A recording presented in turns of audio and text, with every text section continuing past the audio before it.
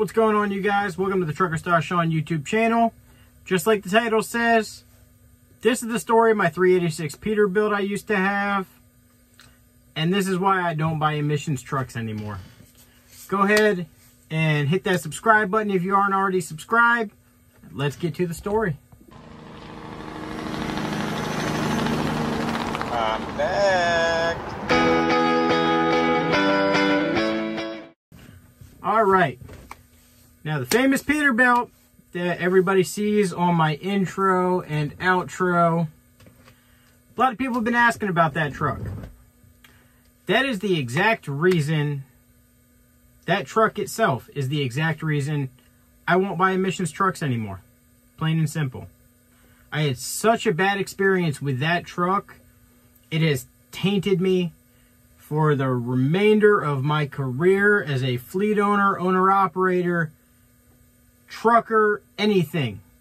I cannot push myself to buy another emissions truck just because of the experience I had with this truck. Now let's get down to the beginning when I first bought the truck.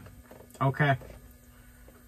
I bought the truck. It was a repo from a company I'm not going to be named, and it had some shady past, if I should say. But the engine ran pretty good, at least during the initial inspection. I should have seen a red flag when I got the oil sample done because it was a fresh oil change, which isn't common when you're buying it from a dealership. But I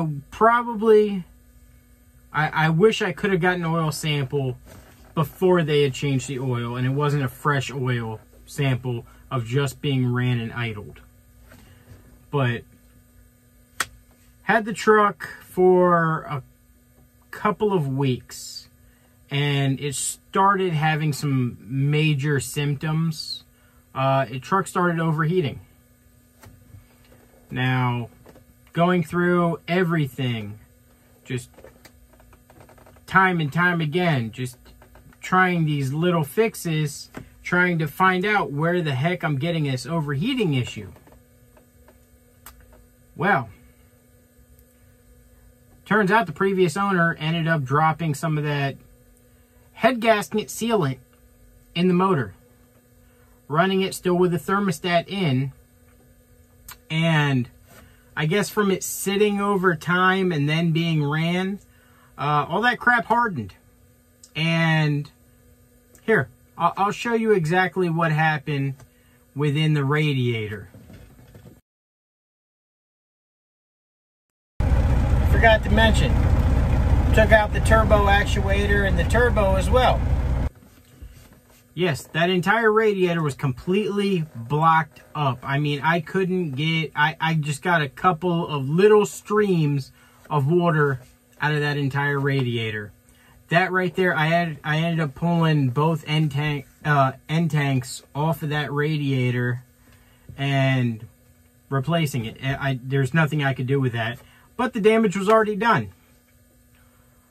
But before all of that, I did the coolant temp sensor, or not coolant temp sensor, the coolant level sensor, because it sporadically would go bad and shut the engine down. Even though there was coolant in the system, there was no problem there, but it kept shutting the engine down. That was one. I did exhaust back pressure sensor. I did the Delta P sensor. I did the, shoot, what other sensors did I do? Ambient pressure sensor. Intake manifold pressure sensor. Basically, every sensor on this motor I changed. Even the oil pressure sensor. Just for that little bit of peace of mind. But I still kept having problems with this truck. Time and time again, just one little sensor over and over again. Just kept shutting the truck down. Even when it was running halfway decent, little sensors would still shut the truck down. it ended up costing me 2 accounts because of one truck that kept breaking down all the time. Now, this was back when I was only running 2 trucks. It was at the point I had the International and I had the Peterbilt. If one truck just keeps going down, it doesn't speak very well for the company. Finally, it got to the point that truck, once you turned it off, and this is when we first started running Amazon. When you would get to the gate, you'd shut the truck off, as Amazon always asks, and you check in. Then I go to restart it, and it always would seem like I had either a bad starter or it would not spin the crankshaft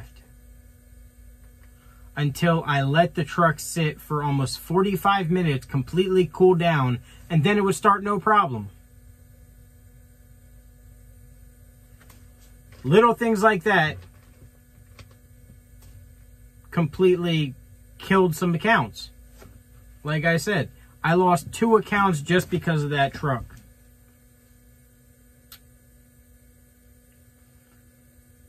I ended up taking the loss on that truck just to get rid of it because I couldn't stand looking at it. Plain and simple. That's what happened with the Peterbilt. It was a beautiful truck. It had a CM871 Cummins in it. Y'all know me, I love Cummins. But that completely turned me off to any emissions, period. Any truck with an abundance of sensors. I can't do it now. My M11, yes, it will shut the engine down if it sees some problems, but it has a fraction of the number of sensors opposed to that CM871. CM870, same thing, a lot less sensors for 1 generation older engine that's in Old Girl. Granted, I will never buy another truck like Old Girl now just because I do not want a truck with sensors. Which brings me to future plans.